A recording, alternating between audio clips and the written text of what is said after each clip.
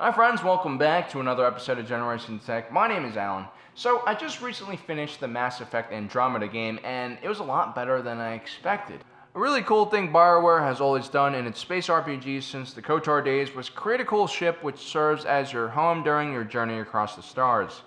So I thought, wouldn't it be cool to compare the most iconic vessel in cinema history, the Millennium Falcon, to one of Mass Effect's most well-known ships, the Normandy SR2. We'll be doing a two-part series for this comparison, guys. Part 1 will look at the technical aspects of both ships, and Part 2 will place them into a scenario. Don't forget to stick around to the end of this video so you guys can vote on which ship you think will win. We'll look at that polling data and it'll help us determine who wins the final scenario. Now, based off the original SSV Normandy SR1, the SR2 was constructed by the pro-humanity organization Cerberus.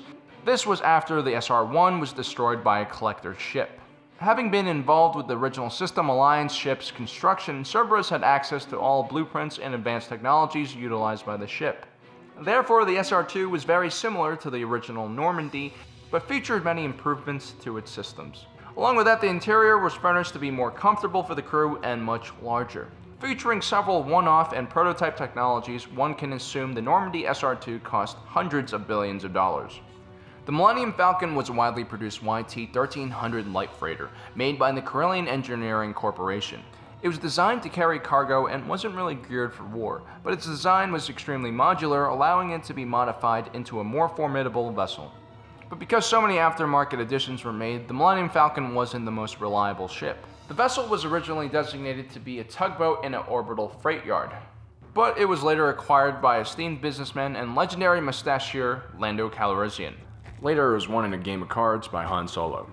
By the time of the Battle of Yavin, the Millennium Falcon was over half a century old.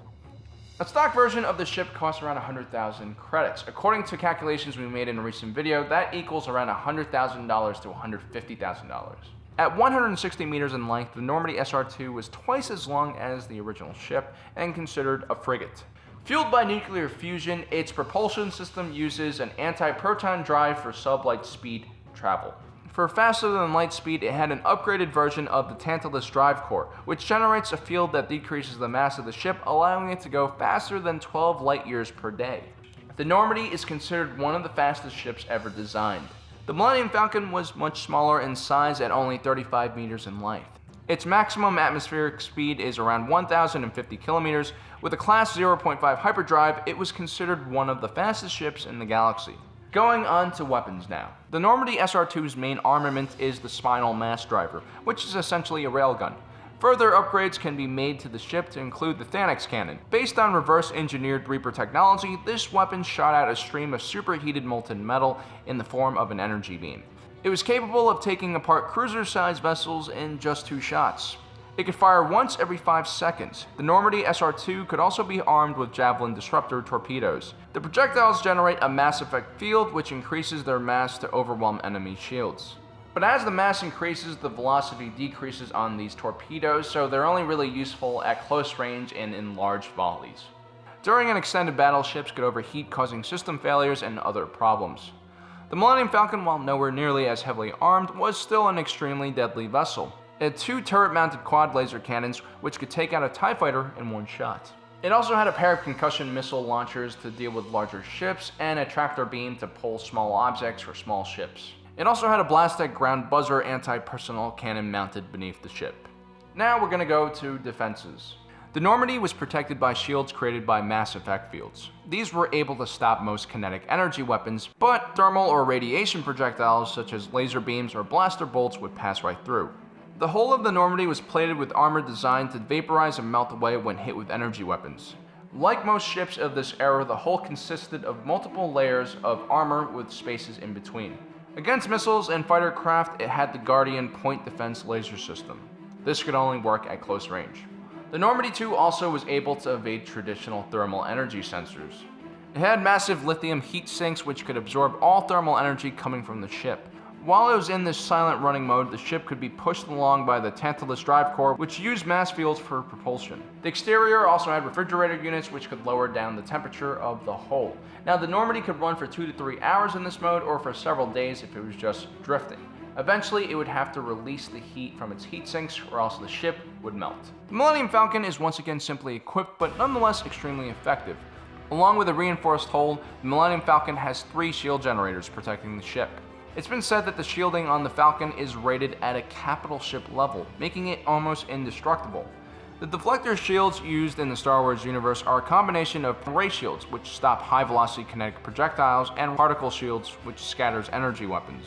These are 2 extremely different vessels with extremely different capabilities, but looking at their offensive and defensive capabilities, they're actually quite evenly matched. Technology in the Mass Effect universe seems to be younger than the Star Wars universe, and we see that like in real life, offensive weapons are much more effective than defensive weapons. The strategy for the Mass Effect universe is to attack with all your force before your enemy can return the favor. On the Star Wars side of things, offensive capabilities seem to be pretty well balanced with defensive capabilities.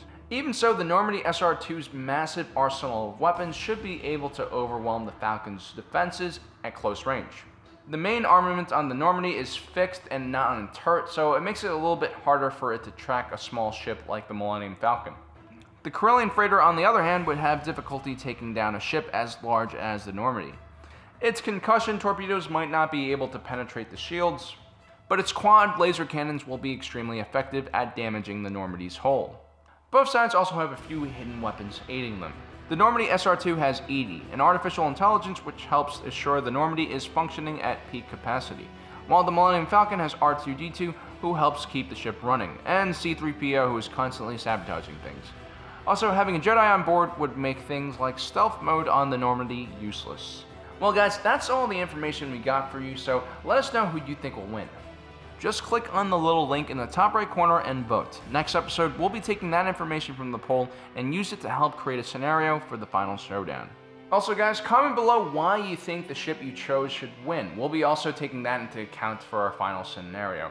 Don't forget to subscribe and hit that notification button so you don't miss out on that next episode in this series. And a special thanks to all you Patreon supporters out there. If I was Commander Shepard and you were on my ship, I'd put you in my ground crew.